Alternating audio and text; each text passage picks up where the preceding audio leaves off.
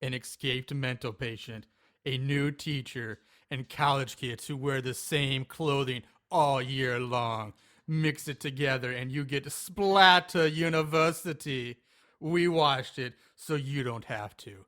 So you know what that means. Horrible horror, so bad and scary. Splitting up is never okay. Plot, who needs it? Don't turn on the lights. Cars don't ever start, but that's alright. Running upstairs instead of out the door. Good acting, what do we need that for? Horrible horror, so bad and scary. Enjoy the show, but not really.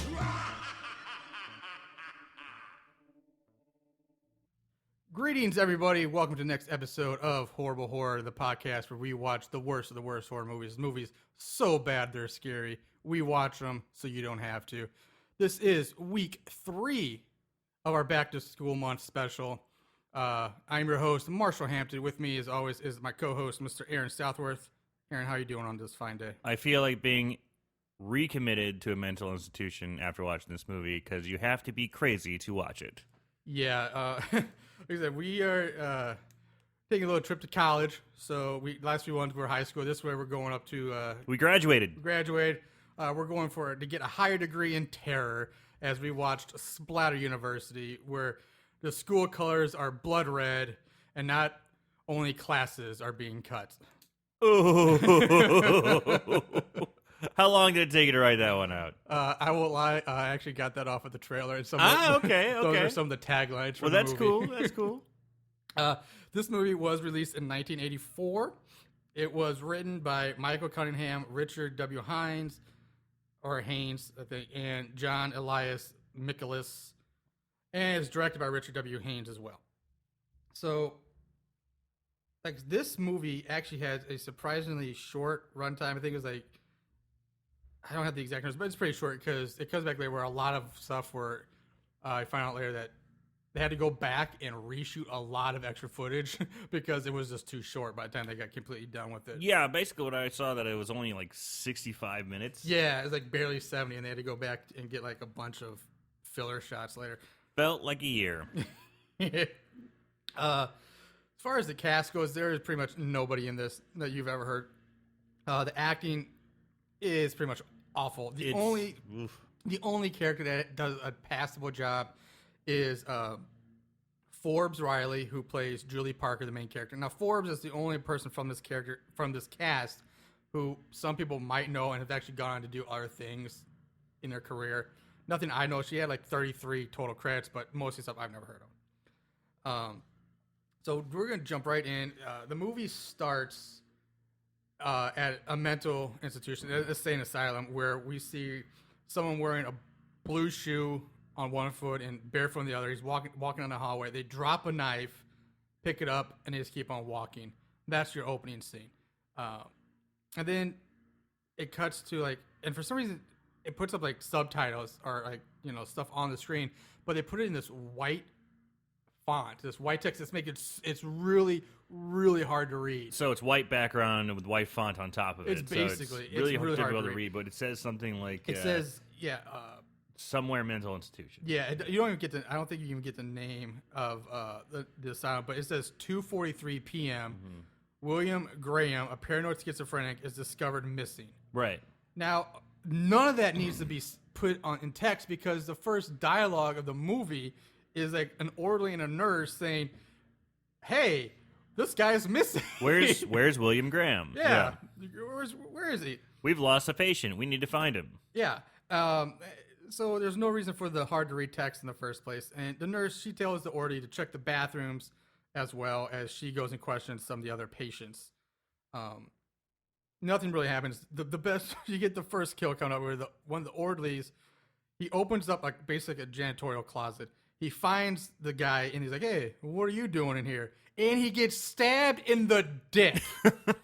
First thing in the movie happens is the guy gets stabbed in the dick. Right off the bat, stabbed right in balls. Yeah. Boom. And it's like, what, maybe 2 minutes in? Yeah, Not even 2 minutes? Barely 2 minutes in. And I'm like, all right. And he's wearing the white pants. Yeah, the the white everything scrubs. he's wearing is white. So it's just blood red, stark red. He's screaming. I gotta say, this actor does a fantastic job because for being stabbed in the dick, he, like, the look on his face. He sells it. He sells it Oh, so well. man. Like, it's like, yep, that's probably what I would be like if I got stabbed in the He dick. sells it like it's going out of style.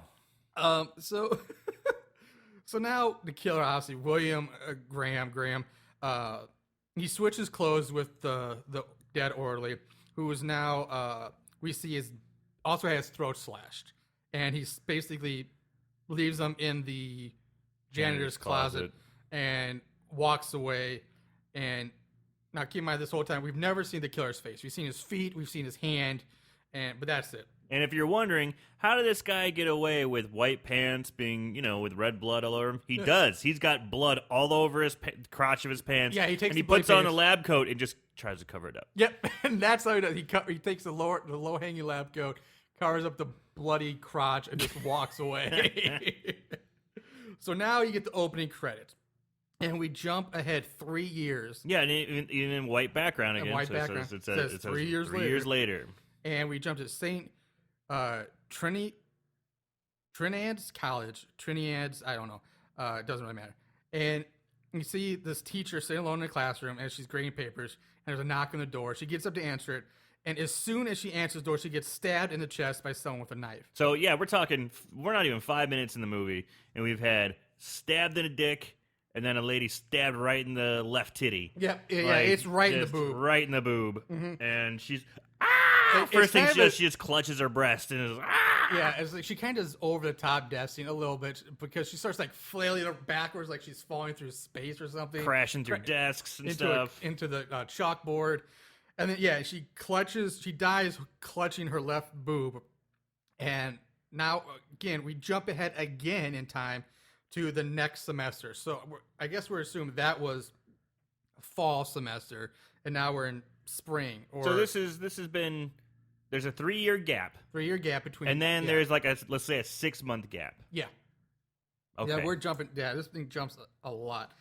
And now it seems like, and it says in text, it says next semester, yesterday, which is really weird. Like if you're gonna jump, Why'd you ahead, do it it's like- today? yeah, why not just next semester? Why set it one day Next in the semester, past? tomorrow. Yeah, I thought that was really a weird choice to make. I didn't there. notice that. Yeah. So now Julie Parker pulls up in her car. This is the main character of the movie. And we learn that She pulls up in her aircraft carrier. These are like it's filmed in like 81 or whatever, and these cars are they're boats. huge. Yeah, oh they're my giant. god. It's a nice little blast of the past for you. Yeah. So as she's walking around, we start meeting some of the college kids that we see throughout the movie, and she's asking like, "Wait, where's Father Jansen's office?" So it's your basic intro crap. The one thing of note during this, when Julie finally does meet Father Jansen, they're having a kind of like interview, is that Father Jansen is in a wheelchair. So that becomes a big deal throughout the movie. And Julie she's being hired to replace the teacher we just saw murdered in a few seconds ago. So that's basically your premise for the whole movie. The next couple scenes are pretty boring, and this, I guess, is all just filler of Julie moving back into her apartment, unpacking. Nothing happens. Meeting Miss Bloom. Yeah, the landlady knocks on the door several times, and Julie keeps asking, "Who's there? Who is it? Who's there?" And she finally opens the door, and the landlady says, "Oh, I guess you didn't hear me knocking." No, you idiot! You didn't hear her bad- asking. You didn't hear awful writing. No, you didn't hear her asking, "Who is it?" Because why else the hell would Julie have opened the door in the first place saying, "Who is it?" if she didn't hear somebody knocking? So bad on you, bad. Back to the group of kids. We meet this character named Wolf. This is his nickname, but he's probably the most annoying character in the movie to me because he's just howling all the time.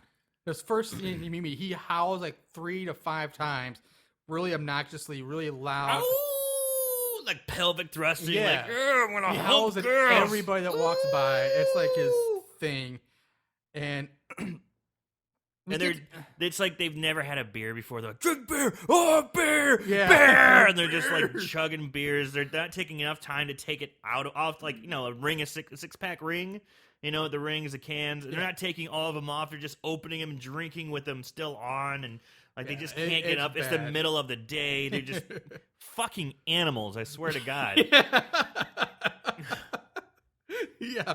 So, Like, I understand a depiction of like the rebellious youth and the wild kid, but it's like they're just above like animals, yeah, like, they really are. They're awful. I could see college them being kids. locked in a zoo. Just give them beer and they'd be happy. You know? They're really bad kids. But you do get this, like, there's this after school special moment. I wrote the same thing. Because this one girl, her name's Kathy, who's actually played by somebody named Kathy. But she goes to the backseat of this giant boat car, and this other girl gets in with her, and she's like, "What's going on?" And It's the worst fucking acting. Yeah, it's oh really my bad. God. And Kathy's like, "Have you ever missed your period?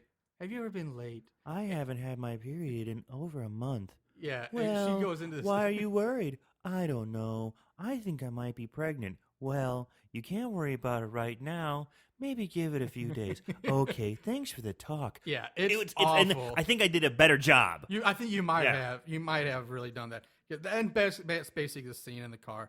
But I did notice during this scene, if you notice carefully, you can see on the window of the car the reflection of the cameraman's hand, the top of his head, and the camera in the window during that whole scene being filmed. I didn't notice.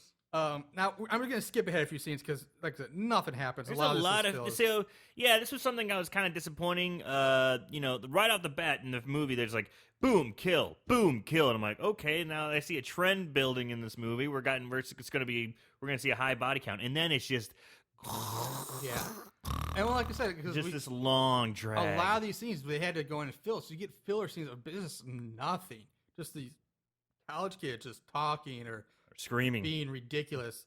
So like I said, we're skipping ahead. and it's not even good like teenage banter or something, because every once in a while you can find these old 80s horror movies where it's kind of funny and just it's not even good. No, it's not. The writing's awful. So we're skipping ahead to Julie's first class. She's in the classroom. She's having her very first class, and she's a sociology teacher. She's teaching intro to sociology, and the kids in this classroom, for college kids, they show her zero respect. I mean, you get that. You see that a lot in high school movies, where we're gonna make fun of the teacher, especially if it's a substitute. We're gonna, but this is college. By the time most kids, I've never sat in a college class and watched kids blatantly disrespect a college instructor. By that level of your time, you're more mature. You're paying to be there. You're not forced to be there. But anyway, so they show her no respect. Father Perkins comes in to observe her first class. Now, Father Perkins is actually played by Richard Haynes, the director, because the actor hired to play him decided not to show up. I think he did the best job acting too. Yeah. So anyway, Julie she's trying to get the students involved. She's like, hey, what do you guys want to talk about? What's some issues that are important to you that we can relate to this assigned reading? Blah blah blah blah blah. And she asked this one kid who is wearing a green sweater and a beard, Who wears it through the entire? No, every time you see him, almost every single Always. kid wears the exact same clothes Yeah. throughout the entire school year. It's like they're cartoons, like like Chris Griffin or Stewie. They always have to wear the same clothes. But so anyway, he's like, hey, what about you? And he's like, So he looks at this newspaper on the desk next to him, and he just scans it for an article, and he's like, oh, what about the bill that's trying to make abortion illegal again?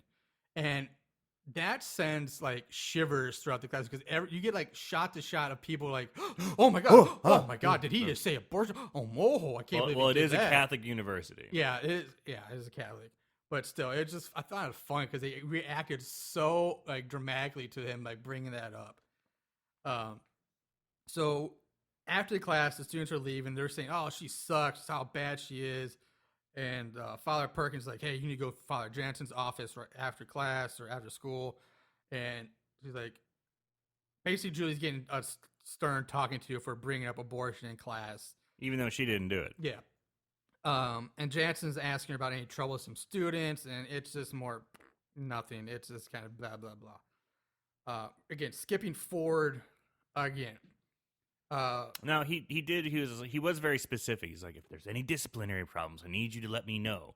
I really want to know if there's any disciplinary problems. He's like, no, I don't think it's really not that bad. He's like, okay, well, please bring it to my attention if you do. Yeah. He's coming off. He comes off as, he's trying to be like a legit boss. Or like, okay, looking out for the new teacher in a way. So we're skipping ahead, and now we meet Tony, who's one of the students. So we met earlier in one of the hall stairwell scenes. They spend a lot of time in the stairwell talking. All they do is smoke pot in the stairwell. Yeah. So. And this is not like in the dorm. It's like in the school. They're sitting there on smoking pot. Right. Like they couldn't do this in their dorm. Yeah. Like I gotta get high right now.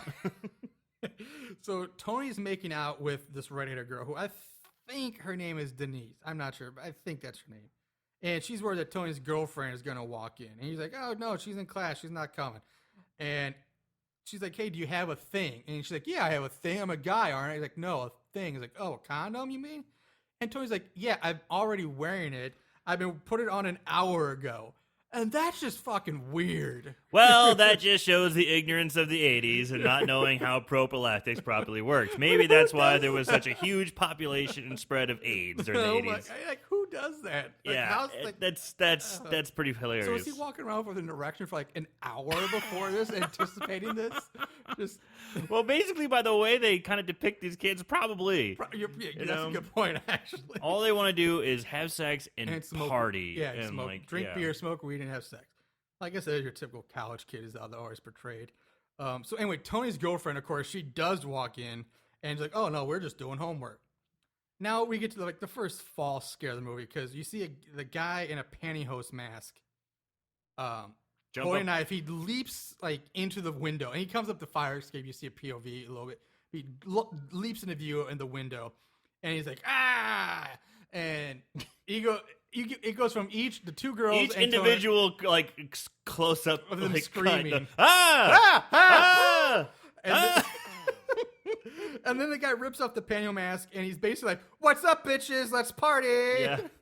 And he crawls in through the window over the girls and Tony on the couch. He just starts laying them, and he gets fouled by 3 or 4 more guys as they all pile in. They're all just opening beers and just going crazy.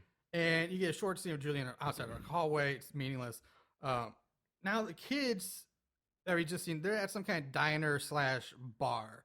And they're sitting around talking and drinking. They're partying. Wow, the worst dancers I have ever seen are in the background dancing behind them.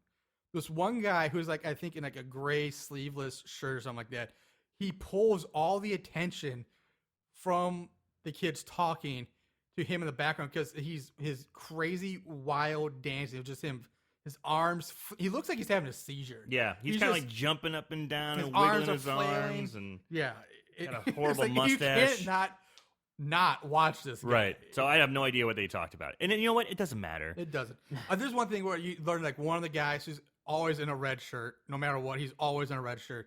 He apparently somehow got copies of a midterm, and he's copying all the test questions out. He's basically making copies of the midterm to sell to other students. So anyway, Tony's girlfriend, she leaves and she goes off by herself. And the guy's like, hey, Tony, you better go after her. But it's like, no, I want to finish my beer first. And he takes the glass, but it looks like water. It's the clearest beer I had ever seen in my life. Yes, it's light.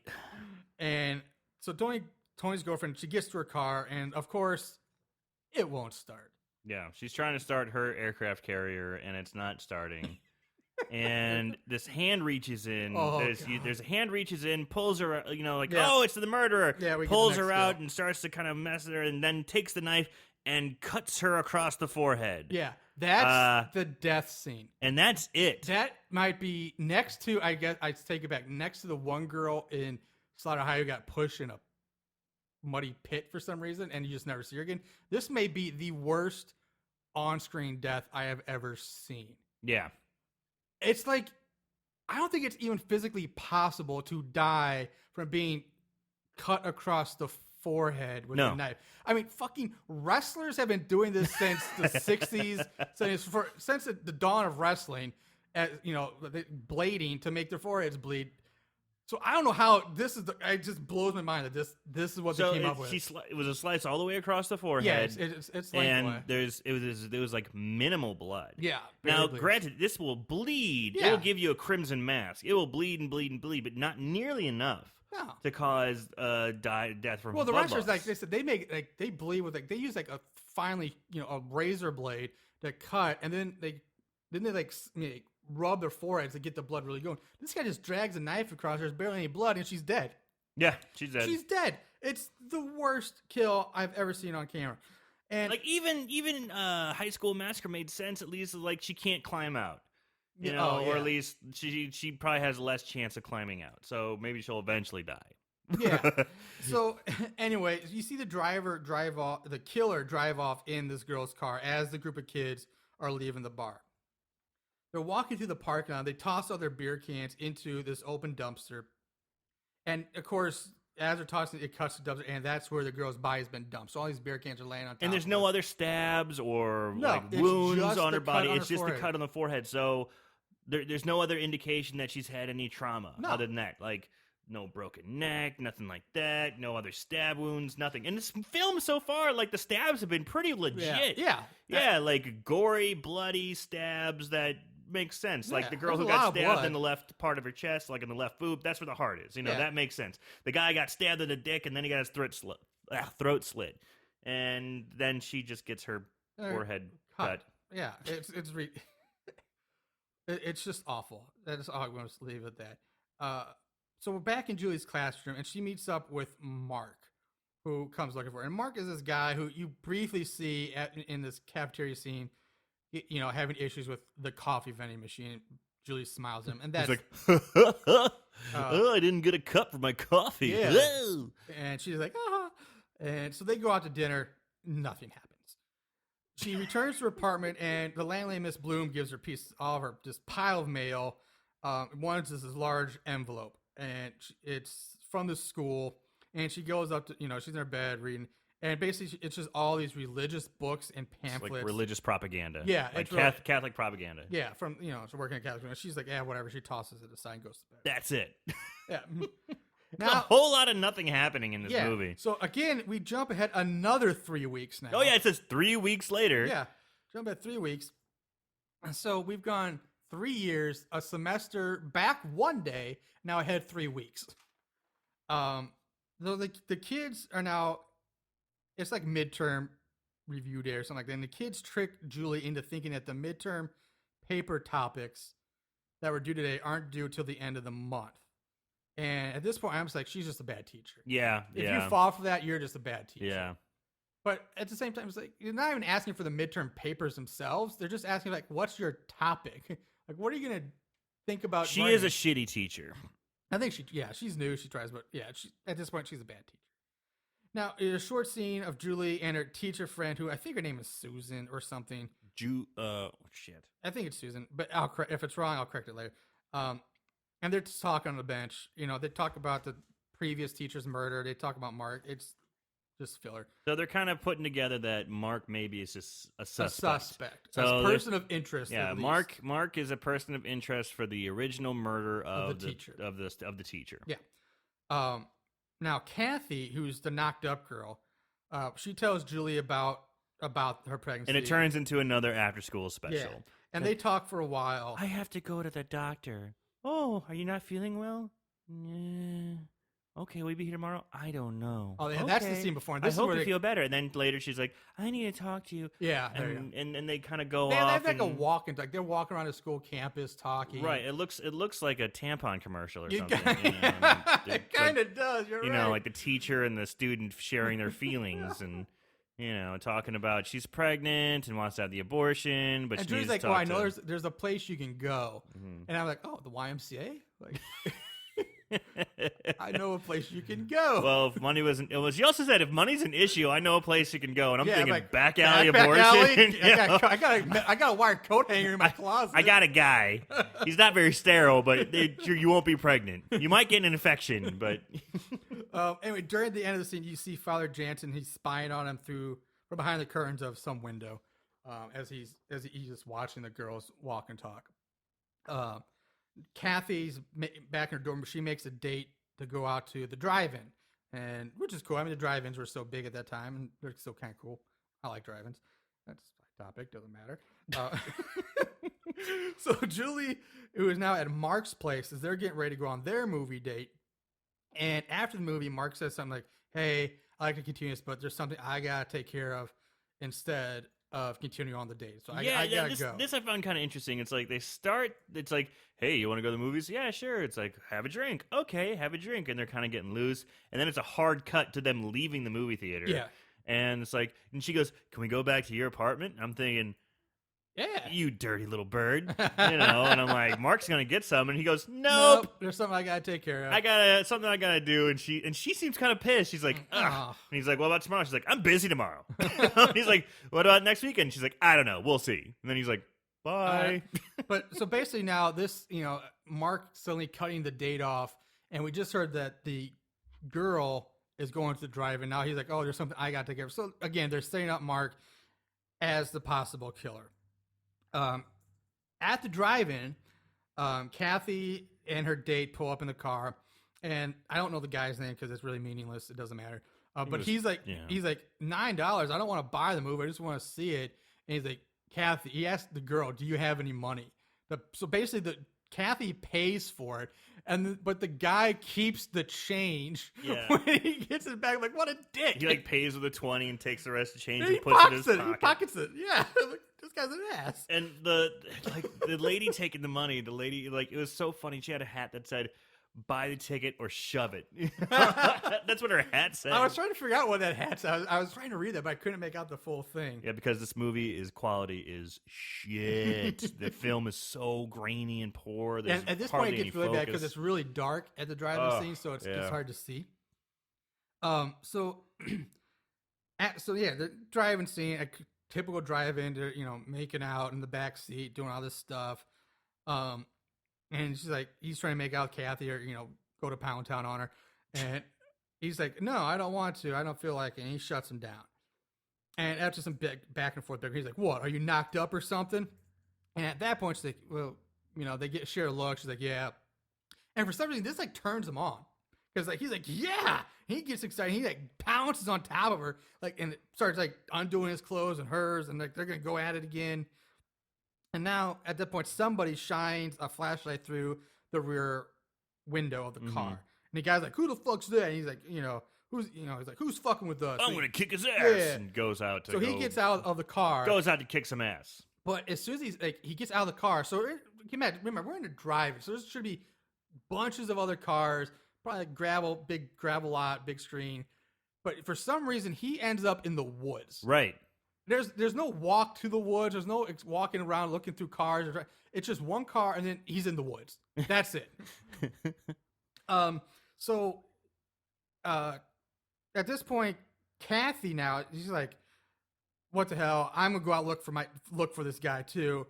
And this is where I learned his name's Tom, because she starts calling. I was like, Tom, where are you?" So his name's Tom. Doesn't matter.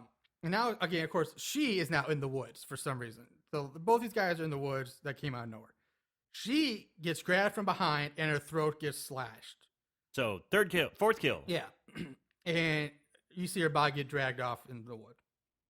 Tom gets back to the car, but now Kathy's body is sitting in the front seat. She's sitting shotgun. Tom not realizing that she's dead. He gets in the back. He gets in the back seat. He's like, "Hey, what? You're not going to talk to me? You're not going to fucking talk to me? Fine. I'll watch a movie from back here by myself." You and your then. moods. Ugh, yeah. Women. So he sits in the back seat and watches the movie. Now we cut to Julie, who's sleeping in her bed. She gets woken up by the telephone ringing. And it's her friend Susan. I was right. It was Susan. Okay. It tells her that the student, Kathy, was just killed at the drive-in.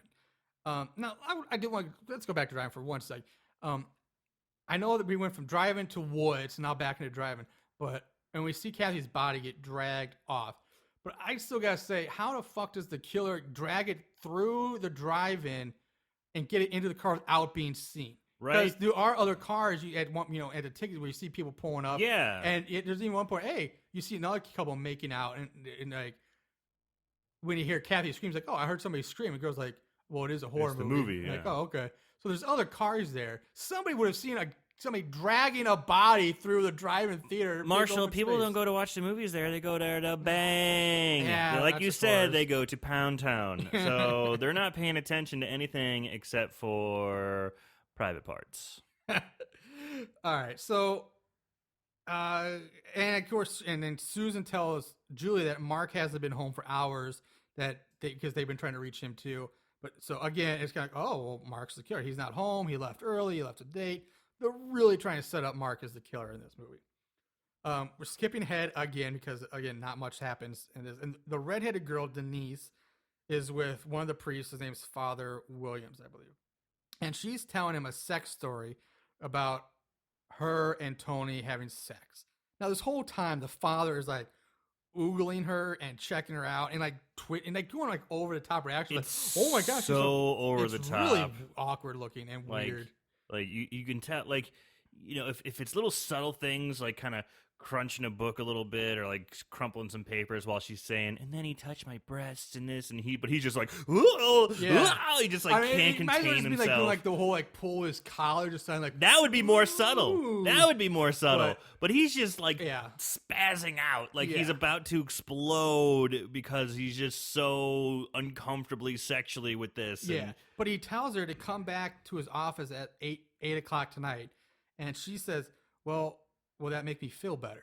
So I'm like, so are they setting up the fact that she's gonna bang the priest? that's what I got. That's kind of what I got too, but That's really it. weird. They never come back to yeah, it. they never come back Yeah. to it. That's the whole scene. So there's a really short scene of three guys talking, and one of them mentions that his girlfriend won't go back to the drive-in with him anymore because the person was killed there.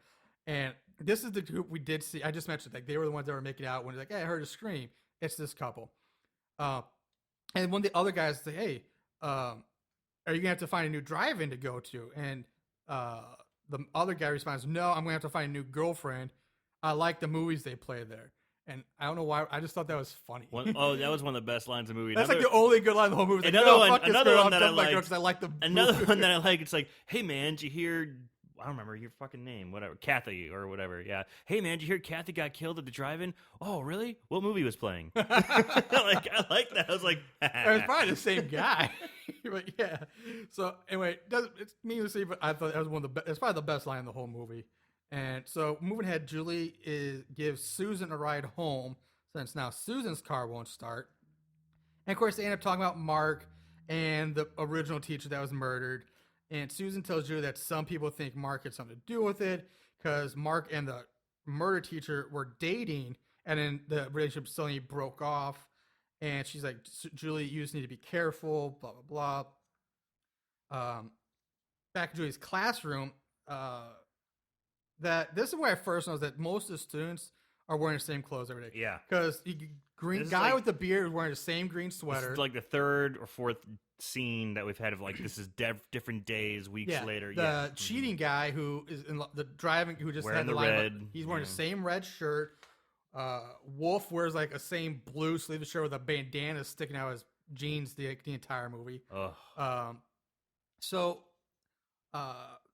it's just it's like there's no, I don't know, it's just ridiculous. These students are wearing the same clothes for the entire school year. Like, I can respect continuity, but change the shirts. You know, Yeah. at least for different days. Yeah, exactly. So after the class, the bearded guy in the green sweater drops a bunch of papers in the hallway. But as he's scrambling to pick them up, I do notice one gets left behind.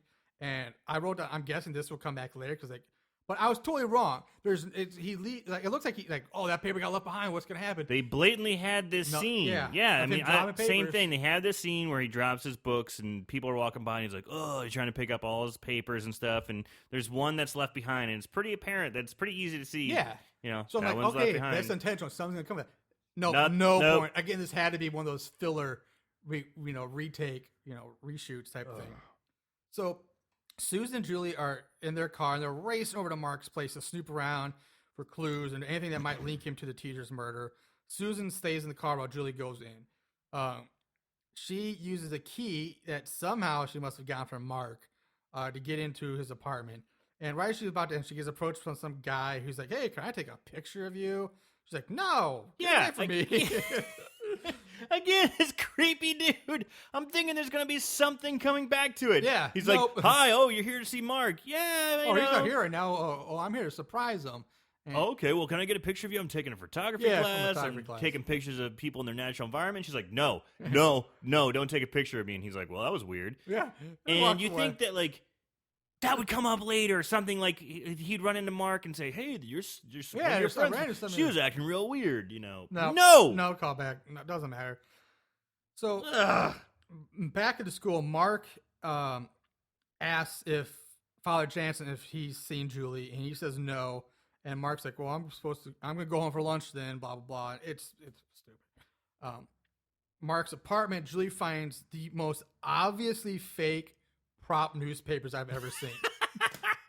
The newspaper's about as wide as a kitchen table, Yeah, by they're the way. huge. They're gigantic, and it's just like giant black letters that say, like, it might as well be like the spinning, like, you always see like extra, extra, stuff like on it. So they all the headlines, Slasher say, strikes again. yeah, about the murder. They call him the slasher. Susan, I guess, just drives off in the car right it's before because Mark was coming. She saw Mark driving up and was like, oh shit. So she drove Okay. She drove around the block. She was leaving. Mark pulls up, which Julie sees him pulling up through the window, and she manages to get out of the apartment before Mark enters. But she does not manage to put anything away. No, she leaves So everything. she leaves everything out. And Mark sees all the papers that Julie left out, and here comes Susan. She comes around the block, picks up Julie, but Mark sees her getting into the car from his window as they pull off. Susan and Julie are talking about, they talk about Mark and everything. It's the same old conversation we've had. He over might and be over the again. killer. We're not sure still. Yeah. We found all this weird stuff, but we're not sure. Yeah. So back at the school, the students are complaining about a bad smell. It's like the next day. Yeah, because Susan and Julie, they pull up back at the school. Julie leaves Susan in the car, and Susan, like, I don't know, she sits in the car for a minute. And then so they're like, oh, there's a smell coming from the room. And Julie's passing by, and she's like, oh, I have keys to this, which, why does she have keys to what is basically a janitor's? I don't know. She unlocks the door and to a small room that has a metal locker / closet, standalone closet thing. And the doors swing open, and inside the body is the body of a girl covered in blood, and she's long dead. Now, at first, I thought this was the body of Tony's girlfriend, but I'm like, why would she be here? Because we last saw her in a dumpster, and she didn't have her throat slashed. She had her forehead cut. So I'm like, who the fuck is this? She's like disemboweled too. Like her stomach's cut open and she's covered in blood. I don't think she's just because everybody gets her neck throat. But yeah, her neck is slit. throat, but I neck mean, slash. she's like ripped. It's open. bloody. Yeah, I mean, it's bloody. There's a lot of blood. So upon closing, the girl had I don't know who this girl is at first. Like, I don't know who this body is. So anyway, Julie and the kids scream. Julie runs off. She bumps into Mark in the hallway, and she's like, "Oh my God, it's Mark!" She runs away from Mark. She runs into a bathroom to hide from him, and you just get a blackout. So blackout. Some time passes, but we never really know how much time passes. It just does. And now Julie's sitting on a bunch of bleachers, outside bleachers, as Father Jansen wheels up in his wheelchair. And Julie's like, I'm leaving tomorrow. I'm quitting. I don't feel safe here anymore. And Jansen brings up Mark and if he has something to do with her leaving. And Julie says, my best friend was killed. I'm like, oh, so that's who was in the fucking lock. It was Susan. I had the same problem. I couldn't, I don't know if that was the same person. Yeah. That didn't look anything like her. Yeah, I'm going to say they didn't look alike at all. Because I'm sitting there like, who is that? Who is it? A random girl? Who is that? You know, because the friend is a little older. You know, Yeah. she's not like old, but she's not like 20. she's probably in she's her not like a 30s or college something. kid. Yeah. Like a lot of college instructors would be. And this person looked a little younger, you know, I mean. Yeah, and she had and kind different of a fat, hair. kind of a fat face. Different kinda like hairstyle. Tony's girlfriend who had a fat face. Right. And I'm I'm just like, what I the? really thought it was Tony's girlfriend again. Yeah. But anyway, so we finally find out it's Susan. Susan was killed and stuffed in the locker. And Father Jansen tries to convince her to stay, but okay, just think about it overnight, and he wheels away. Yeah, this guy's dense as hell. She's like, I'm leaving. I don't want to be here anymore. He's like, why? What's why could you possibly want to leave? It's like, come on, you're fine. No, and she's like, I don't feel safe here. He Your goes, students are getting murdered. Your best friend's getting murdered. She's like, I don't feel safe. He goes, you're safe. You're as safe as I would be. Yeah, I'm fine. Really? Let's see. Teachers are being murdered. Students are being murdered. Yeah. And you get a quick scene of some of the students, and they're talking about how one of the teachers has been sleeping with one of the priests for about a year. And again, you don't know who. I don't remember what teacher they're talking about. It might be the one that's about to get killed, who we never get her name. You don't even know what priest he's talking about either. So now we cut to another teacher who we've seen before, but you never really get her name. And she goes into the bathroom and she's peeing.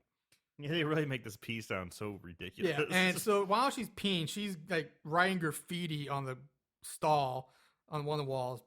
And the camera pans over and we see someone in the stall next to her wearing black pants, black shoes. Now, this is typical of the killer. We never see the killer. We always see his legs. His legs or so hand he's always or wearing something. like black pants and black shoes. Yeah. Now, the mystery person gets out of the stall and stands in front of hers. And when she opens it up, the killer, you see him pull out a knife and he stabs her in the stomach. And we are treated to so much mouth blood. I mean, it's so much. It's like a pint of just coming out of her. It's pretty awesome. It is amazing mouth blood. Yeah. And he stabs her and and then he just rips down. I mean, he really gutted her. And she's just yeah. And she falls back, dies between the toilet and the wall. Awful place to die. So Julie back at her place, she's packing up all of her stuff. She's loading up into her car. And they do like a montage. Yeah, it is a little montage. She's going back and forth. She's loading up her trunk. At one point, she's trying to fit a suitcase in her trunk, and it won't fit. She's like, and she's shaking her head. It's like, oh, it won't fit. So it's really bad. So now the redheaded girl, who, like I said, I think her name's Denise. She's in her dorm, and she's getting dressed, like putting on like black spandex with like a leopard print crotch area, and she's got like a wife beater with a baseball jersey on or something. Yeah, it's like she's wearing black tights and has like a leopard print thong like over it. Yeah, I didn't know if that was over or if that was like the pants. It's weird looking. Know. It's an odd 80s fashion choice. And it looks like she's wearing Felix the Cat slippers too. Yeah. At first I thought they were Batman. Like, oh, Batman. Then I saw like the big bulging eye. I'm like, big I think that's puffy Felix the Cat slippers, right? Yeah. And she calls Tony and she's like, Tony, I want you to come over. And she's like, I told Father Williams that you and I had sex. And she's like, I was like, why would you tell us? But anyway, and it's like, I want you to come, and Tony, and she tells Tony that Father Williams did something to her. So yeah, we're guessing they banged. But saying he did something to her is weird because she was obviously in on it, like into it. It makes it sound very suspect and wrong. Like somebody's lying. Like anyway, so that's it. She's a manipulative hussy. Yeah. So she hears a noise coming from her closet, and of course she goes to check it out. When she opens the closet door, you see a hand holding a knife pop out from behind her clothes. She screams, and she gets stabbed in the mouth mid-scream. His knife go like perfectly. Her mouth's wide open. It's like right into like the back of her throat. There's a knife, and it's just like as soon as it goes in, it's cut away. Like it's really, really fast. There's no blood, no anything. No, it's just stabbed in the throat, stabbed in the back of the mouth mid-scream. Julie's back at her place. She gets a call from Mark, and she immediately hangs up on him. She calls Father Jansen, and she's telling him, like, hey, I want to see you. I think I have some information about the killer. And at first, I'm like, why the fuck are you calling him first? If you have information about a murder, you call the police. Call the first. police. But no, I'm going to call this priest in a wheelchair about a possible murder. Who I'm not a big fan of. Yeah, I don't like this guy. It makes no fucking sense. Why? Script writers, bad on you. Bad. You call the cops. You don't call, like, the basically a dean of a college first. So anyway, Father Jansen, they get a shot of him like he wheels up to a dumpster with like a purse, like a full-on purse of porn mags, and he dumps them into the dumpster, and then he blesses the dumpster holding the porn, and he wheels away. Now, I get if it's kind of, but I don't understand why he's getting rid of the porn in the first place. Well, they said they were closing the school for police to do some investigations. Did they say that? Yeah, there was on. I totally missed during that. the montage when she's packing up. They're doing that. They're playing the news radio clip. Okay. So during that time, they're like, "Oh, the school will be closed. There's been another murder. The school is going to close." I totally missed that. Yeah, part. so that's why, and he even said when she calls him and says, "I need to talk to you," he goes, "Can this wait till tomorrow? I really don't want to be bothered with you coming by." And then she goes, "It can't wait. I got to do it now. Okay. I'm leaving in a couple hours." I still thought it was weird that you don't have to, why throw them away? Like, you don't want to keep your porn, Max, keep your porn. Just take them to your house then. If you want, you shouldn't have them at school, but To your priest. Yeah. Just take them home with you. If you don't want to find them at school, why throw them away? But anyway, so Mark shows up at Julie's place to talk, and he's like, "Hey, you got this wrong. I think you think you know something, but you got it wrong." Yeah, so Mark comes over to Julie's, and he's being kind of aggressive. Yeah, he knocks on the door. But at this time, he's like, "She thinks I'm a murderer." It's like, so I can kind of understand, like, dude, you need a child. Like, let me explain. She this. did break into his house Yeah. and stuff, and he saw her, so I can get where he's coming from. But basically, she picks up this crappy little pottery piece and smashes him over the head. Knees him in the balls, smashes him in the on head. She runs out. She makes it to Father Jansen's office and tells him that she thinks Mark is the killer. Now, during this time, Jansen's like gripping a crucifix, almost kind of petting it. It's kind of weird. Mark calls somebody. He's like, "I need to talk to Jansen." And somebody is like, "Oh, he's not. He's at the school with Julie." So I don't know who he called. Like, why didn't he call his office first? But anyway, doesn't matter. Jansen tells Julie that she made a mistake and that she has fallen to the temptations of the flesh. And he says he once did that too. He's like, I was punished by the loss of my legs. And it was not until after he repented that God gave him back the use of his legs and a new purpose. And with that, he stands up out of the wheelchair and pulls a knife out of the crucifix. So it's a fake crucifix with a knife. And he goes to attack Julie. She knees him in the nuts. She's good at that. Yeah, that's her thing. That's her technique. She's got it down. It's like Ronda Rousey does arm bars. She does nut Julie shots. does nut shots. Yep. So she knees him nuts and she takes off. Now Mark pulls up at the school.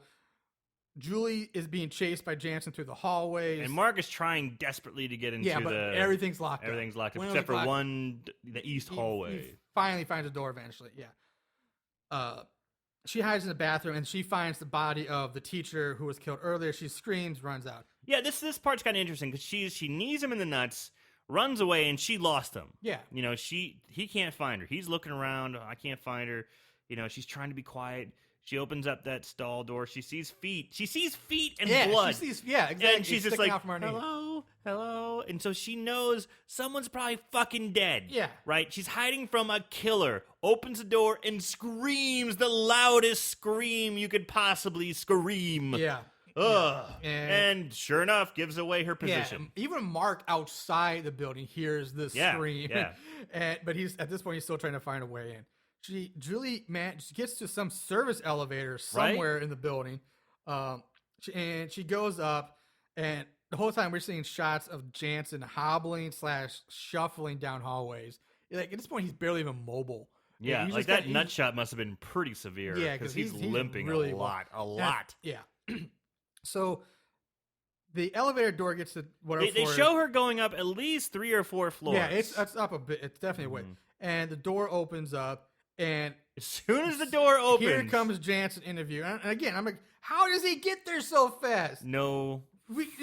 All you see him do is hobble. Yeah, and he barely can lightly jog just a few scenes ago, just seconds ago, but he manages to zoom up several flights of stairs to the elevator. Exactly to the service elevator. Yeah.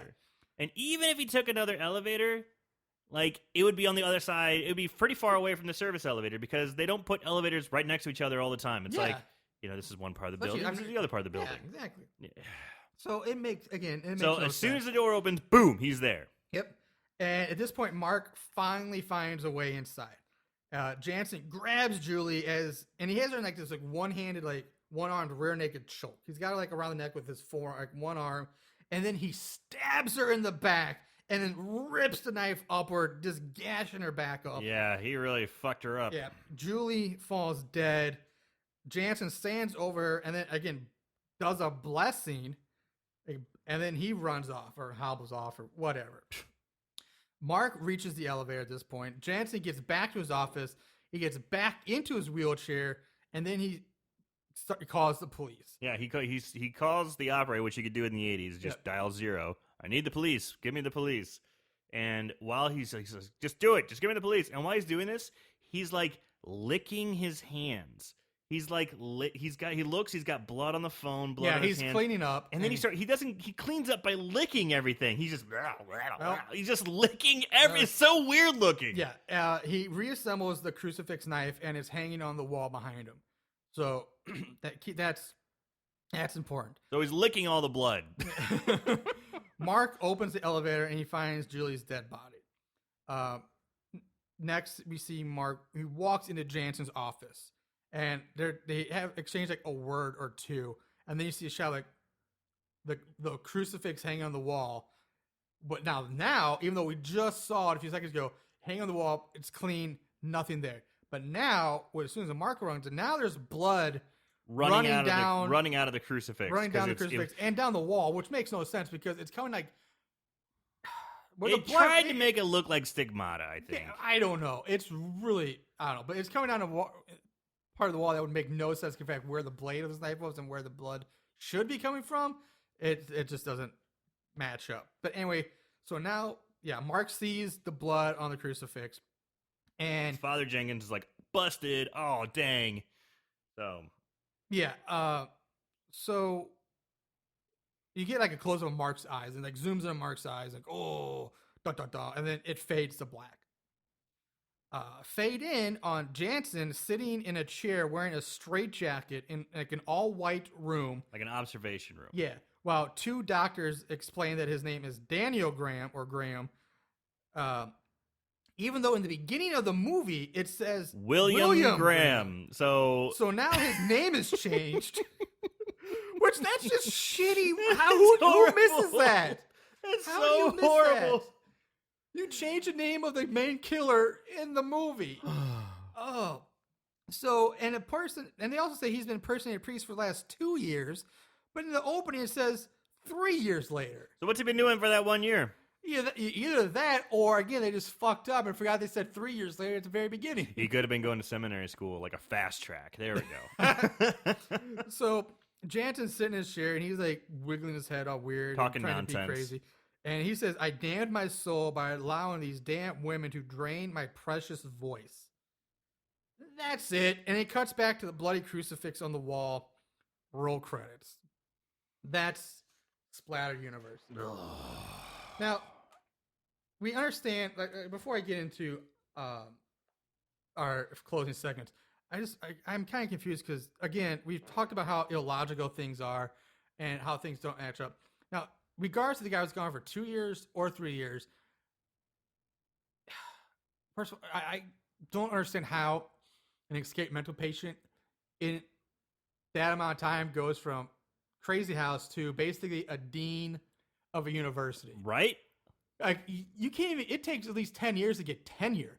And you're not going to go from off the street priest. Quite literally off the street with priest. no identification, no money, I mean, like I'll buy it, maybe gone to become a priest. Okay, sure. I'll give him that. Mm-hmm.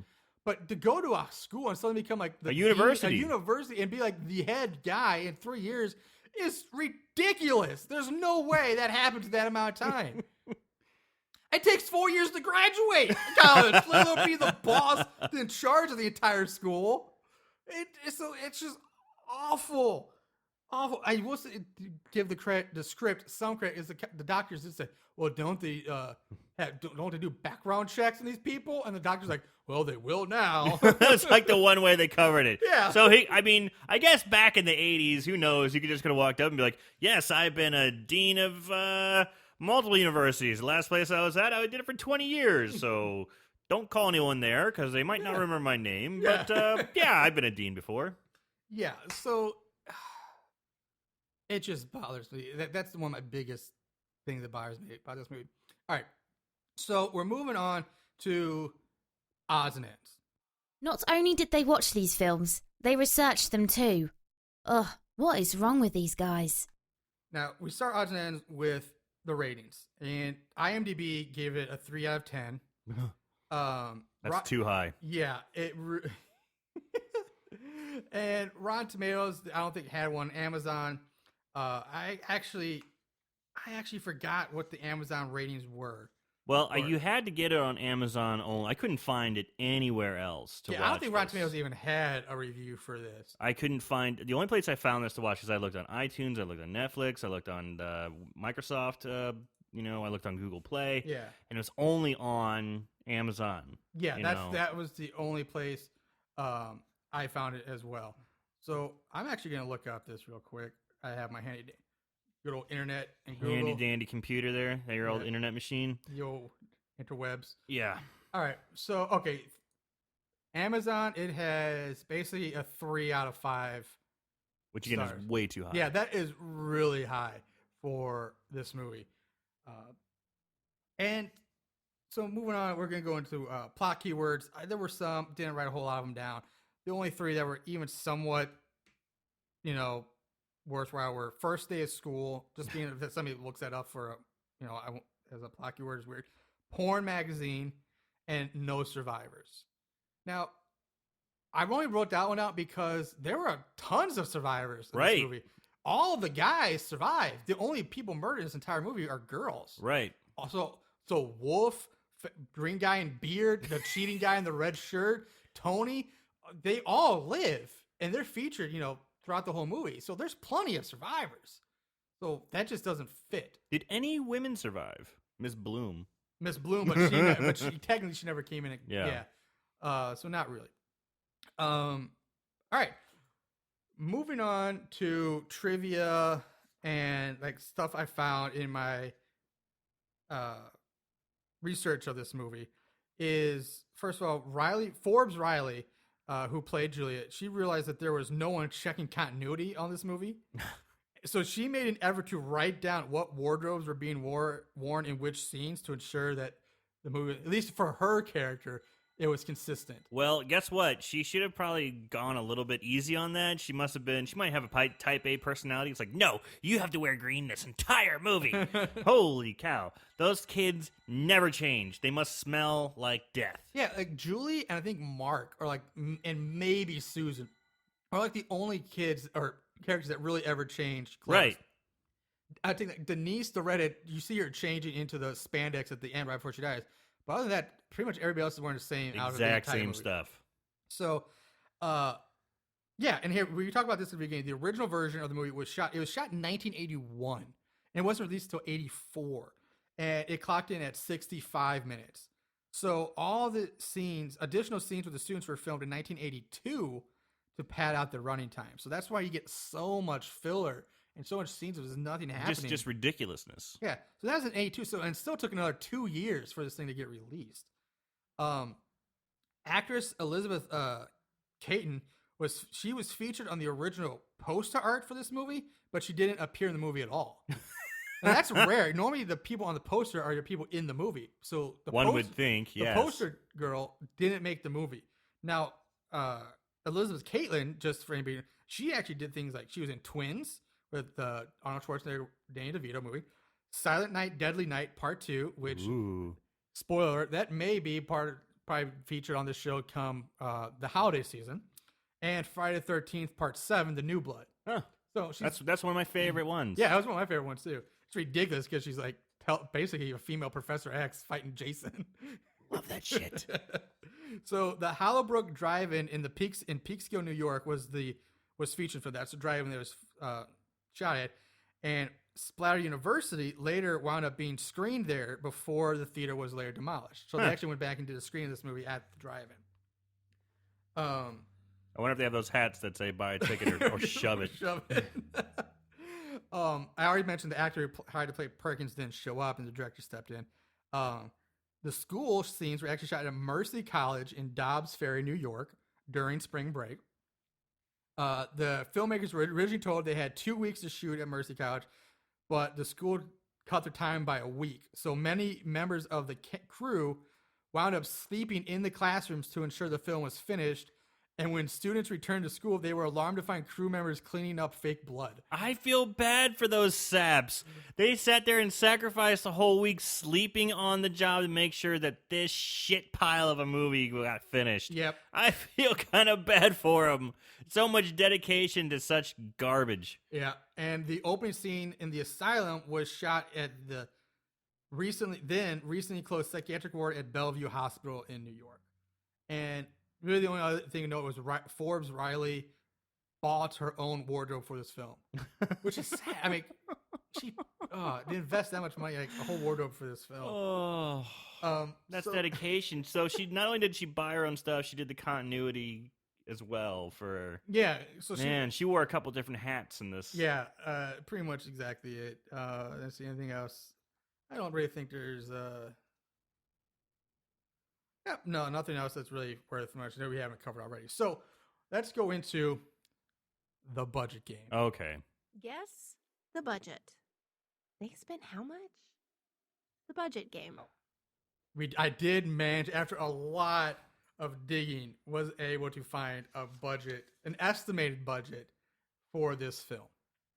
So, with that said, Aaron, what's your guess? Okay, this movie was a shit pile. The sets were, I mean, you told me it was a school that was closed. They probably got some free use of the school or super duper cheap. The mental institution was closed. They did, I don't know. They had to buy their own stuff. People slept on the job. It sounds like it was a true heart dedication. I'm going to guess 50. No, let's say, because I always go too high, 38.5 grand. How about that? $38,500. Well, you actually did not overshoot this time. Holy You actually shit. came in under budget. The estimated budget is $50,000. That's what I originally said. I was like, probably 50, but I think I'm going to go under a little The sad bit. thing is, if you would have said 50, I would have caught bullshit. I was like, you probably just saw my notes right here. It said Jesus 50,000. Christ. So yeah, 50,000 was that might be your best guess so far. I think that's the closest I've ever gotten. Yep. Before we move on, to Holy crap. I'm kind of proud of myself. Let's just take a moment. take a moment. Not bad. Not too bad. Not too bad. All right. Before I go on to 5-star reviews, let's do favorite kill. There can be only one. Favorite kill. So there were some kills. There were a decent amount, but nothing. But sad thing is, it's kind of hard to do favorite kills for this movie because so many of the kills are pretty much the same, just Right. throat slashes and getting stabbed.